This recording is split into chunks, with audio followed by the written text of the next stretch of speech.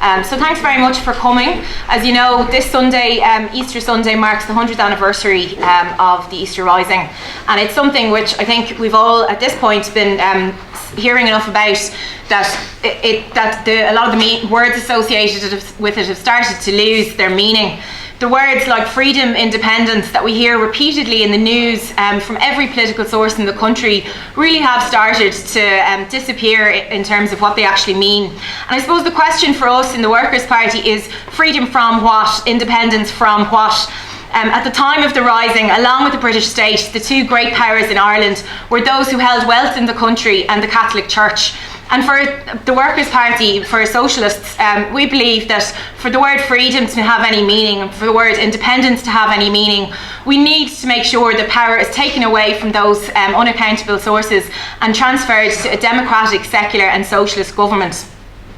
So James Connolly is probably the figure from the Easter Rising who means the most to many in this room. And his words in relation to the importance of freeing Ireland from capital as well as from the British state in order to achieve true independence are very well known. But he also spoke very eloquently about the need to free Ireland from patriarchy and from the church's repression in order to establish true independence. He said that if the worker is the slave of capitalist society, the female worker is the slave of that slave. None are so fitted to break the chains as those who wear them, none so well equipped to decide what is a fetter. And those words, challenging the inequality between men and women, are clearly an affront to the role which the church played in determining what women's role was in 1916 in Ireland. That's a struggle that continues until now, until today, and that's what we're going to be discussing in the course of the meeting. And as we've seen over the decades since 1916, the state that has emerged has been far from that vision of James Connolly. Areas such as areas such as censorship, domestic violence, rape within marriage, the education system, all of these things were seen as things that the state, our democratic independent state, didn't have the right to legislate around, and that they were areas that should be handed over to the church. And of course we all have a tendency to say, well, maybe that was just something that was of its time, maybe that was just the culture in that day. But I really think that it's important for us to challenge that view, because it does a disservice to all of those who for decades since 1916 have been standing up to those systems of repression. So the whole way through the 1920s and 1930s, an average of one woman every 100 women every year died in backstreet abortions in Ireland. That was in 1920s Ireland. I think that statistic shows that for women in 1920s Ireland, abortion was a reality, regardless of what the church said or what politicians said.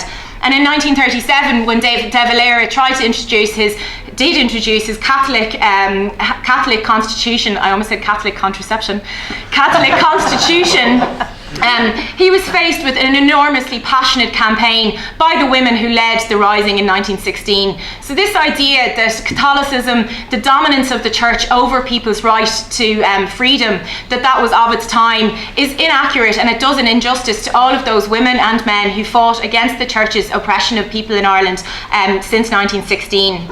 So for the Workers' Party, that's the tradition that we draw our history from, and that's what we want to commemorate in 2016. For us, that means ending the economic dictatorship of the wealthiest in our country, and equally it means removing the undemocratic and unaccountable influence of the Catholic Church from the day-to-day lives of our citizens.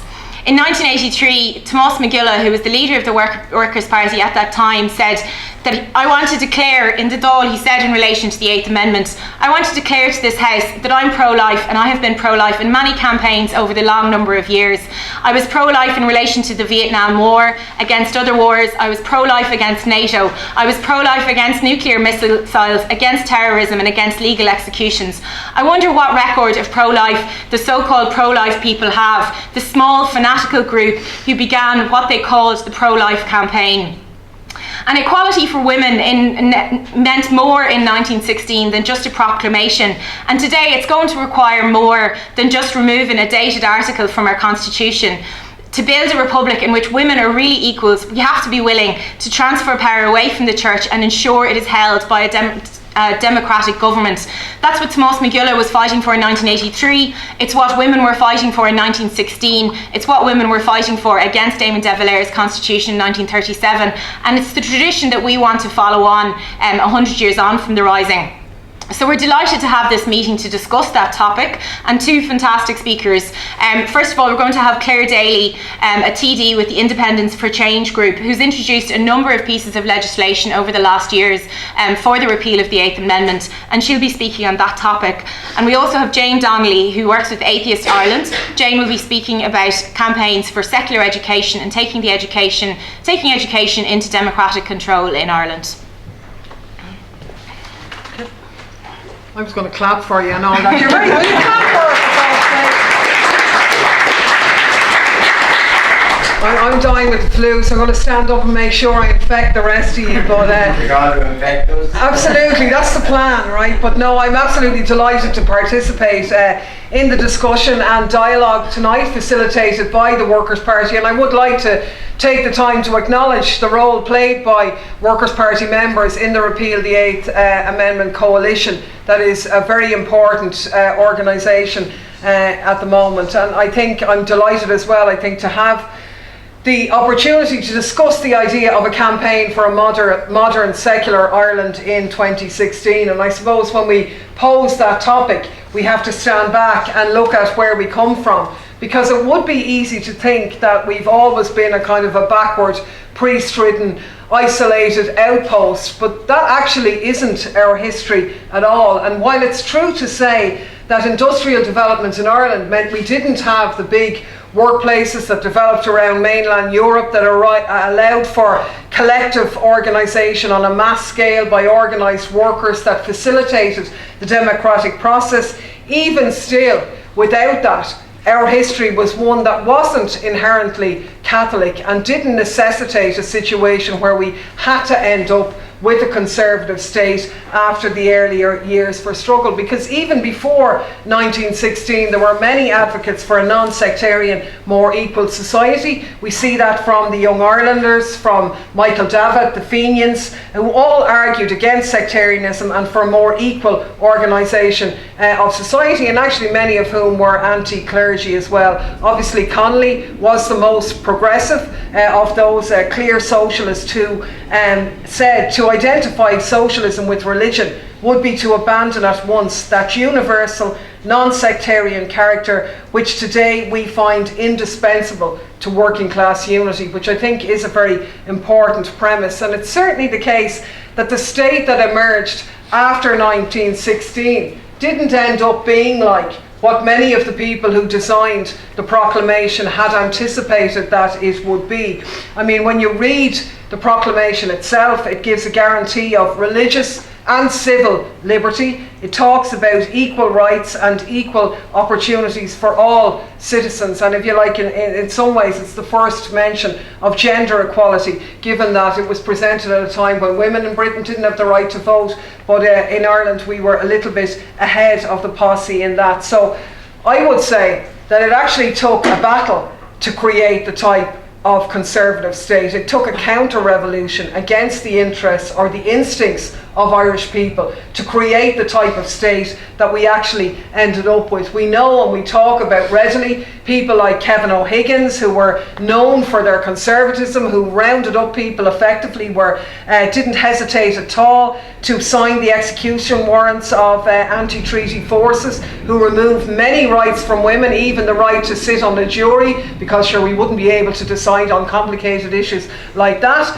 Obviously he was followed by the likes of Eamon de Valera in conjunction with Bishop McQuaid and so on, and the 1937 Constitution. But it is interesting, even when we look at that Constitution, to say that things in Ireland don't move in a straight line, because the religious clause in the Constitution itself is quite contradictory, in that it gives the Catholic Church a special place, but unlike other jurisdictions, it doesn't make it a state religion, which actually is something that a lot of other societies have. So if you were to ask people and stop them, people would consider that Britain would be fairly secular in terms of its organisations and so on. But in actual fact, in Britain, the Prime Minister has to be a member of the Church of England. And in case you think that's wrong, because the greatest war criminal of them all, Tony Blair, is a Catholic, allegedly, he only became a Catholic after he left his role as Prime Minister, when he'd organised the execution of sufficient amounts of people to be able to do that. But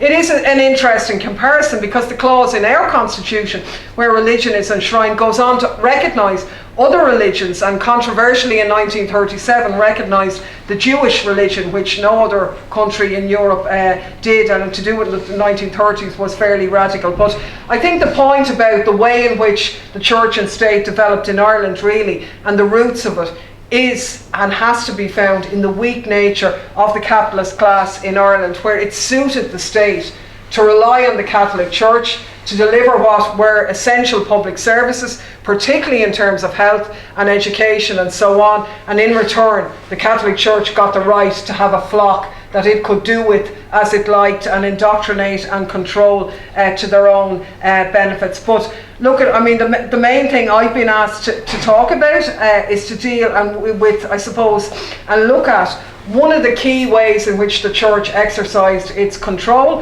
which was its influence on women, and particularly the reproductive rights of women. And the 1937 Constitution is interesting in that regard, because it played the role of really battering women back into the home, because women around the rising, and it'll be a bit of a feature, probably not given as much prominence as it should be in the 1916 celebrations, but the role that women played was very active, very equal, standing shoulder to shoulder with men in many of those struggles. And if you like, that constitution in part served to batter women out of public life and into our special place in the home and our child rearing abilities, which suited the state at the time. It was obviously reinforced by measures such as the marriage bar, women not being able to work after they were married, absolutely by the ban on contraception, because why would, you know, they wanted as many children as possible. We see that in the brutal torture and butchery carried out on women through the procedure of synphysiotomy, where women's pelvises were sawn apart to allow them to have more children, because if they had had caesarean sections, the amount of children they could carry would be limited because of that procedure. So they're all part and parcel of the same thing, obviously reinforced by the Magdalen laundries and so on, which kept wayward women in check or shackled behind laundry walls and so on. And of course, many of these things are now remnants of our appalling history. Maybe the key one that is left really is the idea of the lack of reproductive rights and the struggle for abortion, because obviously now if they tried to, you know, put somebody in a Magdalen laundry or ban contraception, they'd be just absolutely laughed out of court. But abortion, I suppose, is the last great stand in that one, and in that sense the campaign to repeal the 8th Amendment is a very vital one at the moment for anybody who wants to deliver a secular Ireland. So I suppose first thing when we look at that is, well, what is the 8th Amendment? And sometimes we assume that everybody knows, but actually everybody doesn't know, particularly when it was passed at a time when nobody of present reproductive age had a right to vote. So how would many people know what was the case? But essentially it's a clause in our Constitution which equates the life of a woman with that of an unborn, and arbitrarily decides to protect them both equally, but in actual fact means the life of the woman is subservient to that of the fetus, and it has caused and been instrumental in the tragic loss of life of many women in Ireland. I think the background to that constitutional provision in 1983 is important, because abortion was already illegal in 1983, which somebody could be sent to penal servitude for life under the Offences Against the Person Act. But the Church had looked at developments that took place in America, the Roe versus Wade judgment, and believed that unless they got a clause in the Constitution, then some maybe mad radical judge could come along and do something similar in Ireland. So they wanted a clause in the Constitution to be sure that we'd never have Irish abortion, and on that basis alone it should be repealed, as the unmitigated disaster and abject failure that has been. Because rather than ensuring that there was no abortions, all they ensured that there were no abortions, or not many, and certainly no legal ones in Ireland, it just meant that Irish abortions took place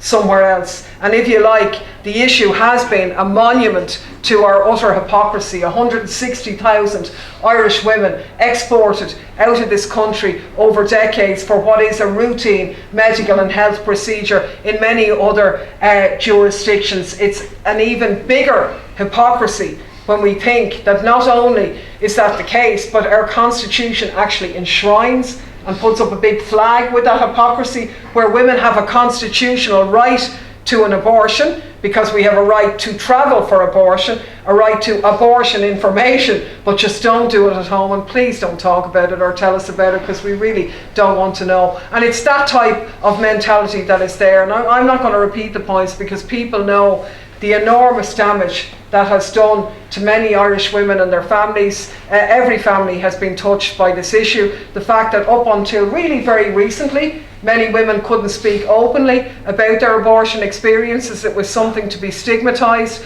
and isolated, and whatever the reasons that people chose, people know the sort of highlighted cases of fatal fetal abnormalities, or people who were the victims of rape, or people who lost their lives around this issue. But attitudes have moved on this, and I think it's interesting to say, I mean, in 1983, 67% of people voted for the 8th Amendment, 33% event, but it was quite a low turnout. And as I said, a lot of them aren't around any longer, and the younger generation, who are the ones who could be in the position of having kids, haven't been given a say on this matter. Of course, on the world stage, a lot of issues have moved on in terms of abortion. Even countries like Saudi Arabia, Pakistan and so on have liberalised their abortion regimes to take into account the impact on women's mental and physical health, rather than just their lives, which is the only situation which Ireland allows, where a woman's life is in danger, which obviously creates a ridiculous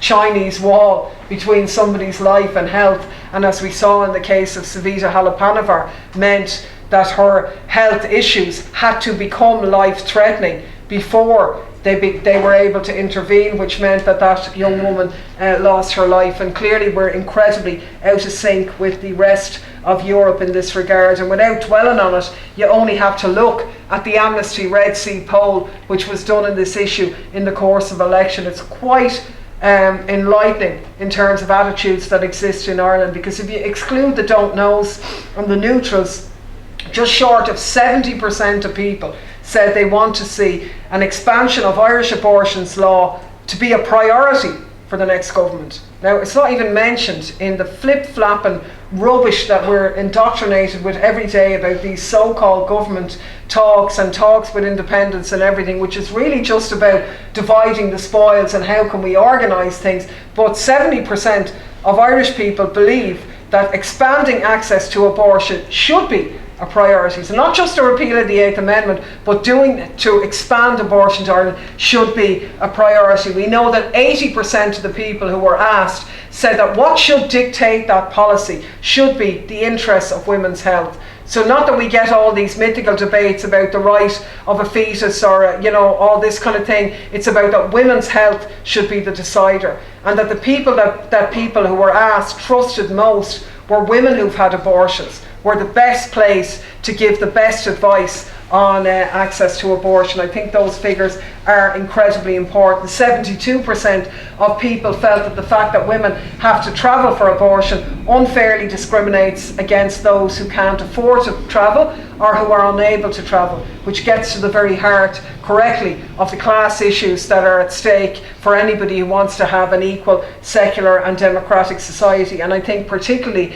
3/4 of respondents felt that the government should hold a referendum to allow people to repeal the 8th Amendment. So it's quite clear, based on that this isn't just about what people call the hard cases, the devastation when, say, a wanted pregnancy, it's discovered that the fetus has a condition which is incompatible with life, and under our present regime that person is subjected to the cruel and inhumane torture of having to carry that pregnancy until the fetus dies. or be forced to travel without the support of family and friends. But it's not just because they were asked that question, those hard cases, that people believe there should be a relaxation. It's much more in the case of people's personal autonomy and women's right to decide what's best in terms of their bodily integrity. And I think maybe an interesting point for the discussion is, I would say now that actually Jane's bit of this discussion is more interesting than my bit, that the struggle, if you like, to separate the church's influence in education is actually probably more controversial now than the issue of abortion, which is pretty mainstream at this stage. It's not just a feminist issue, it's not a left-wing issue anymore, it's not a student issue. Across all of the socio-economic categories and age groups, farmers, everybody believes that there should be a liberalisation of our abortion regime. So the real question maybe that's interesting, and before I don't have the answer to it, I have the luxury of throwing out the question, is, well, why haven't they done it then? Because these people, particularly the people in power, who are the most, sort of do anything for a few votes if they thought they could get away with it, then why are they so out of sync in this one? And it's quite clear in trying to struggle to find the answer on that the answer isn't because of the influence of the church, which has dramatically waned. Even people who would consider themselves to be of a religious persuasion don't necessarily accept the church's or their religion's right to have that influence in their personal relationships, or church's teaching on sex, or any of that. People who would even support religions wouldn't necessarily see that through. The barrier really on this issue, like so many others in society, is the weak-kneed political establishment that we have in this state, that emerged and was connected with the weak nature of the capitalist system that was established here after independence and so on. And that's why the points made about the need to link this struggle with the need to change the economic basis on which society is organised is absolutely correct. Because when you look at what happened in the recent election, we have the old political establishment, which was very much church-ridden, has broken down a bit, or begun to break down. But what's going to come in its place hasn't actually morphed into something of an alternative yet, and that's the sort of grey area that we're stuck in now. Up to now, Fianna Fáil and Fine Gael, and sadly Labour too, have served to use, say, issues like abortion to minimise the demands, to reduce access, to make it the most, hold back, delay on a referendum, make it the most minimum, only right to life, only limited cases of conflict, rather than openly pro-choice and so on. So these are the issues that we need to grapple with. And I think maybe one of the most important things for this meeting is to say that the reason why the political elite in Ireland don't want that change is that it is part of a process of about empowering people to make decisions about themselves, and ultimately in its truest form it comes back to a fear of the people in many ways, because social change, which we have to imbue, never came from politicians or from parliaments or in many instances it came in spite of those individuals and those organisations. Many of the things that we have come to believe were rights or entitlements have been taken away, but they were only delivered by people fighting who went before us to change things. And I think that should be maybe a key issue of the meeting today, because that's where the struggle really came from, and that's where change emerges. And I think the disconnect that the Irish political establishment have on the issue of abortion is matched in some ways in the disconnect they have on the issue of water charges, on the issue of their inability to tackle the housing crisis, because they're so far shackled and wedded to the idea of the private market and so on. And unless we integrate those aspects of the struggle, or by integrating them we empower ourselves more to deliver the type of change that we want. Now, Rona, who works in my office, wanted me to talk about the mother and child scheme and Noel Brown and the history of that area, and she'd kill me afterwards because I won't do it. But there are huge examples from our history of how it's not a single line that went on in this state. It's not about us being a backward, Catholic-dominated country. Our history is far more diverse than that. And even the struggle against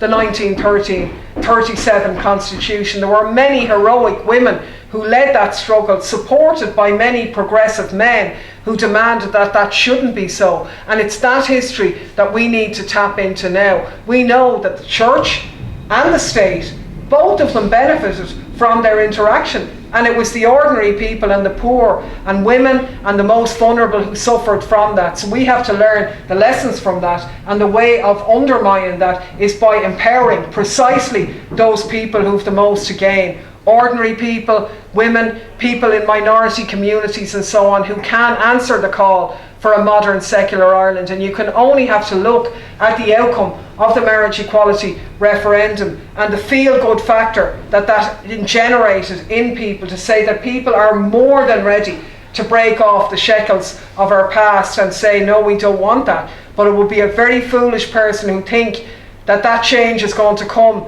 inside the gates of Cllr Éilis, because I can guarantee you one thing, that is definitely not the case. And if Ireland is to change to be the type of society that we need, and there's a real battle to be held in the schools, which is the exciting bit, then people here need to get organised and get politically active, because without that we won't change anything. So.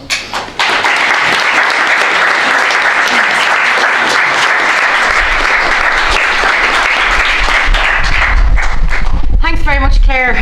I think that disconnect between willingness to act politically and public opinion is really critical to understanding all of this. And I think it's worth noting, even organisations like Catholics for Choice have been to the fore in pushing for the repeal of the 8th Amendment. And really, I think what it points to is how intricate the links between our state and, I suppose, the church, the amount of power they have handed over to the church in health and education, that it's incredibly complex to pull back from that at this point. And I think the other thing about that disconnect is that even though everybody, a clear majority at this point, are obviously in favour of the repeal of the 8th Amendment and more, it is those who are most marginalised who are most affected by it, and they don't have a strong political voice, as many in this room, particularly low-income women and migrants. As we know, the only women who are truly denied abortion in Ireland are low-income women and migrants. Those who have the means to travel, and those who are forced to carry pregnancies that they don't want are those who don't have a strong political voice. So I'll hand over to Jane Donnelly from Atheist Ireland to discuss secularism and education. I suppose I better follow Claire and stand up, even though she's a hard act to follow. I wanted to go first because she is hard to follow. She made me go first. I did. I'm telling you. I'm delighted to be asked here this evening, and thank you very much for inviting me to speak on secular education. The discussion this evening is on the challenges that remain to building a secular republic in 2016. One of those challenges is the education system. The education system is a huge subject, so I'm going to focus on one aspect of that. I couldn't speak about it.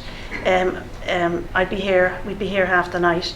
I mean, Atheist Ireland, we've just finished a submission on the new course that the state are bringing in on religion and ethics, and it was 13 pages long. So we couldn't, speak about it. There's so many aspects of it. But I will speak about the control that private bodies have over our education system, and how that works, that control works on the ground. I wanted to speak first about a recent case at the European Court. It was in the last few years, and it's a very important case, and it has got a good bit of publicity, but there's areas of it that haven't got publicity. Is the Louise O'Keeffe case. Louise O'Keeffe is a Cork woman that she was sexually abused in her national school in Dundero in County Cork. And she was trying to hold the state responsible for the protection of her rights and the failure of the state to protect her from sexual abuse in her local national school. It was the principal that had abused her, and he was charged and jailed, and that went forward. But the state failed to protect her. They had nothing in place. So it ended up in the Supreme Court, and the Supreme Court said to her, one of the things that they said, and Justice Hardiman was one of those, he said that the state weren't responsible because they ceded control to the interests of private bodies which are private patron bodies in our education system, which means that the state literally handed over control to these private bodies. So she took her case to the European Court, and we know that she did win, but buried down in the depths of that case was a very interesting remarks by the Irish state about the education system, which I'm going to just read those for you now. It didn't get much publicity or anything like that. The last government was in place when they said, this is the Irish state. We the people, this is what we said to the European Court. They were representing us. The government endorsed the Supreme Court's description of the development and structure of the Irish primary education system, adding that it existed when the Irish state was created in 1922 and was maintained with the enactment by the people of Article 42 of the Irish Constitution in 1937. Dundero National School was therefore owned, operated and managed by the Catholic Church and its representatives. Leo Hickey, that was the principal that abused her, was not a state employee, but was employed by the manager, who in turn managed the school on behalf of the patron. This was not a technical, bureaucratic distinction, but a real ceding of the ownership and management of schools to denominations. This situation suited the majority and minority denominations. It reflected the will of the Irish people, and it was not the function of this court to recast the relationships which formed the basis of a significant portion of the Irish primary school system. The suggestion that primary education was a national enterprise to be entirely state-run in an advanced democratic state stemmed from a particular ideological I knew it, I'd get stuck on that. Ideological outlook that was not necessarily shared by all contracting states and not by Ireland. They underlined that no legislation obliged a child to attend a national school, as the law allowed other schooling options. As we all know, the European Court did not accept this analysis and told this advanced democracy that it couldn't avoid its convention obligations by delegating them to a private entity. We had the European Court telling this republic of ours that it was responsible for the protection of small children from sexual abuse in the education system. The court also said that the state could have and should have chosen to provide education itself.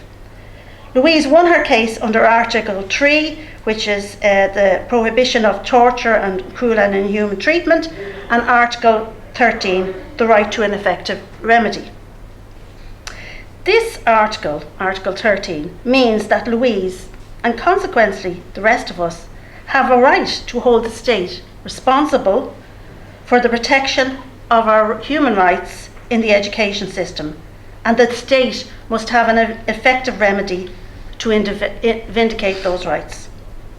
So in the last few years, this republic of ours claimed that it was not responsible for the protection of one of its most vulnerable citizens, while they were accessing their constitutional right to education. It also seems from those comments that in a republic that claims to cherish all the children equally, that we have no problem with absolving ourselves of the responsibility to protect children and delegating that responsibility in the main to agents of a foreign state, the Catholic Church. This is supposed to reflect the will of the Irish people. Really? This case has a potential to change things considerably. Unfortunately, the state has now confined the judgment to sexual abuse under Article 3 and 13. The state has said that having state control of the education system was a particular ideological outlook that was not necessarily shared by all contracting states and not by Ireland. The Irish education system is unique.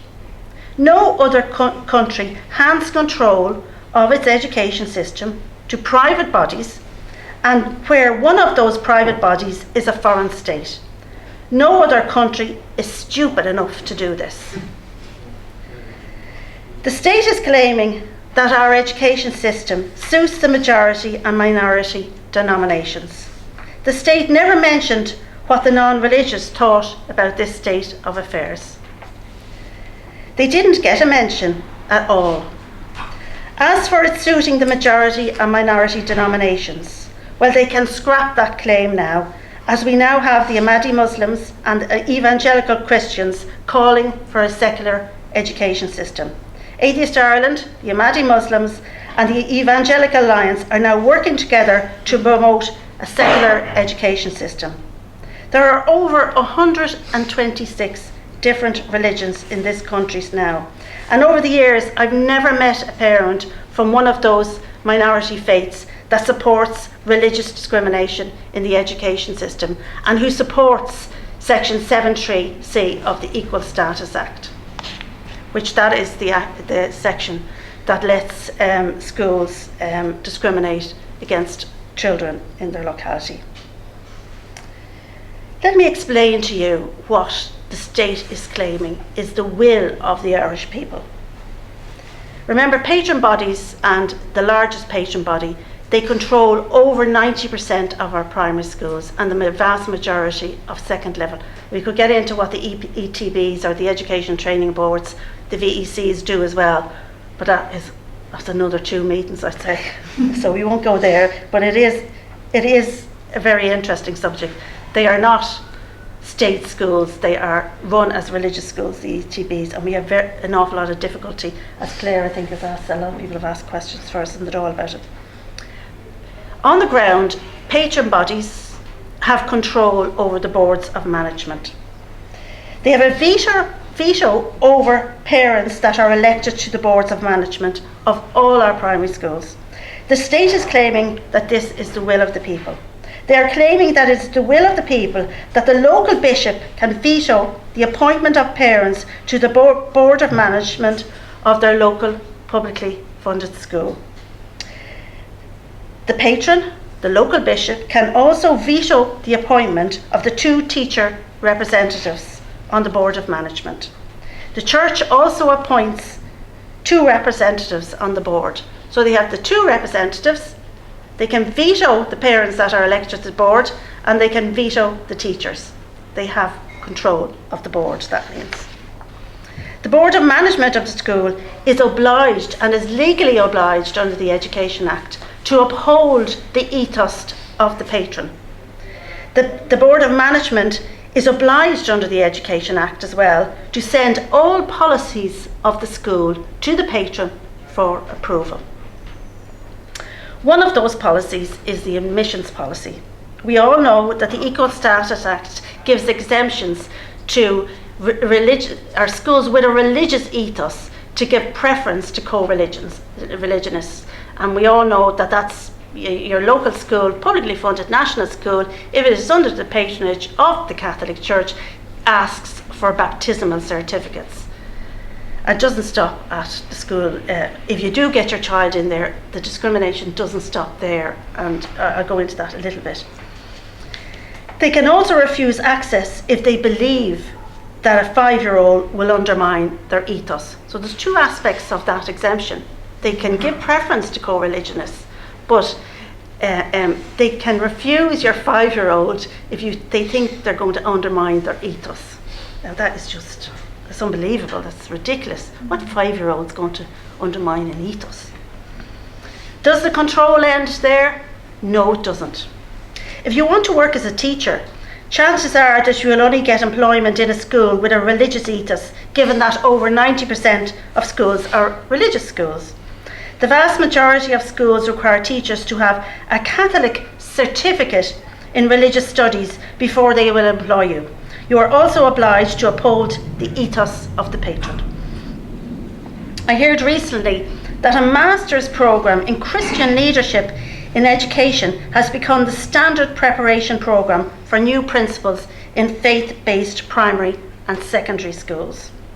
Faith-based primary and secondary schools make up the vast majority of our schools.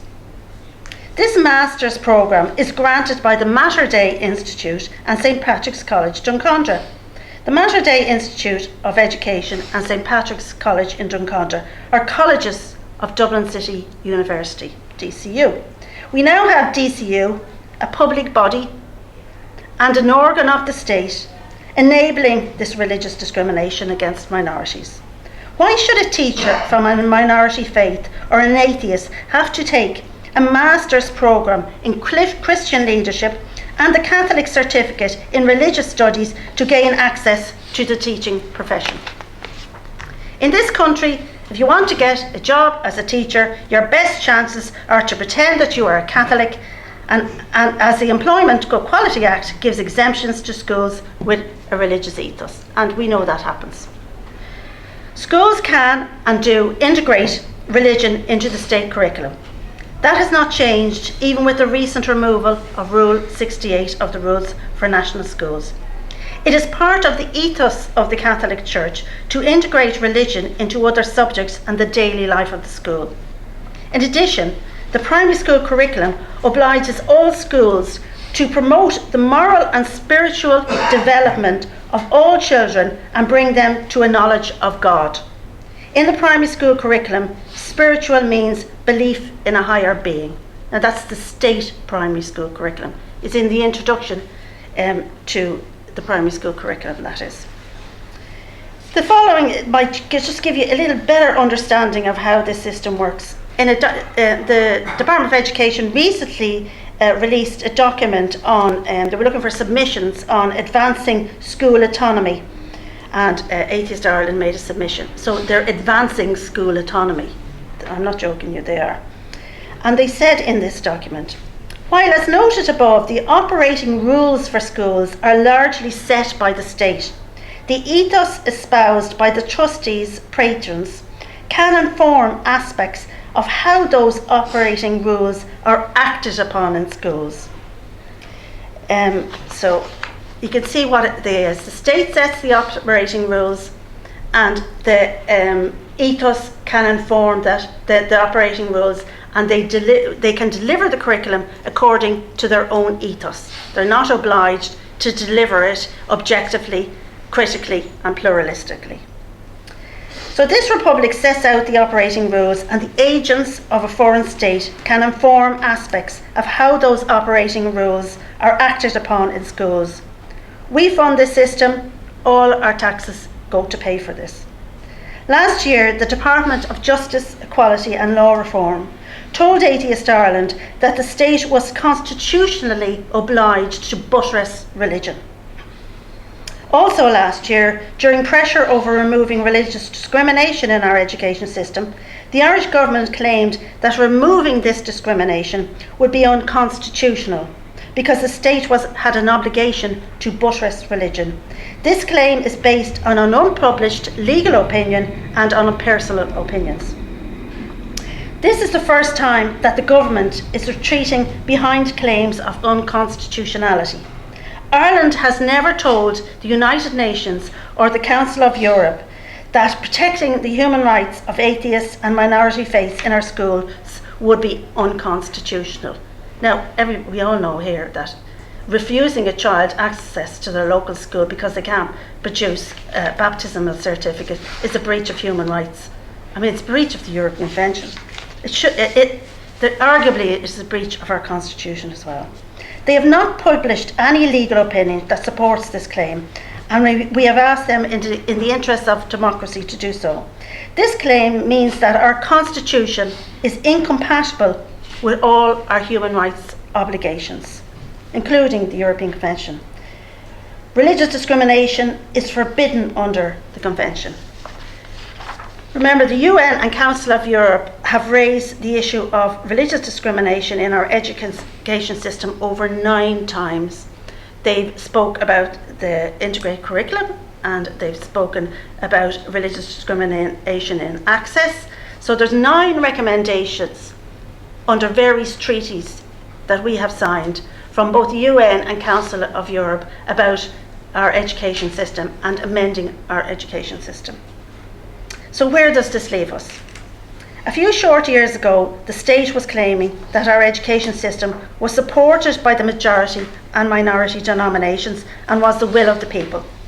They have now moved on to telling us that they are constitutionally obliged to buttress religion, but they have failed so far to publish any legal opinion on this, and they have never said this to the UN and Council of Europe. I don't believe that the majority of people in this country support religious discrimination. As it stands now, our children leave their human rights at the school gate, as various patron bodies have too much decision-making power over our rights. In 2016, we need to continue to challenge the fact that in this republic, the various private patron bodies control our education system. If the state continues to claim that they cannot remove religious discrimination in our education system, we need to challenge them to publish that legal opinion. If the courts do find that the Constitution obliges, as opposed to permits, the state to support this discrimination, then we urgently need a schools equality referendum. But until then, we need to keep up the pressure to ensure that this republic protects and guarantees the human rights of all parents and their children in the education system. Thank you.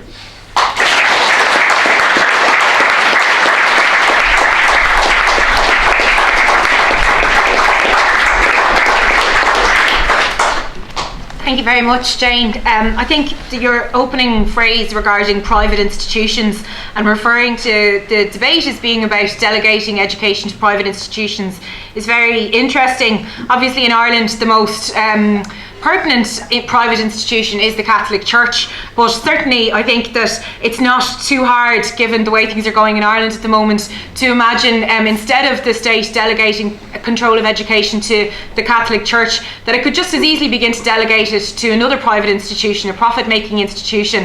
And I suppose in a republic, neither of those situations is appropriate, and both of them mean that the state is failing in its duty to ensure the rights to education for its citizens. I was just, what you were saying about 5-year-olds not being able to challenge the ethos of schools, I wasn't 5, but when I was 13 I remember being asked to leave a classroom because we had been shown a video on abortion, one of the common videos that people are often shown, and I asked when we were going to hear the other side of the story, and was told that there was no other side of the story because we were in a Catholic school, and I was kind of fine with the video as long as we got the alternative view of things. But what I thought was interesting is that we got shown that video with no warning at all, and I remember distinctly a couple of months previously Tampax had come in to give us a talk on tampons, and we had to get a letter signed by our parents to give us permission to attend that, but no such letter was sent to our parents about the abortion video. So great. Well, look, we'll probably spend about 20 to 30 minutes for questions, if or any perspectives people have, or any questions for Clare or Jane.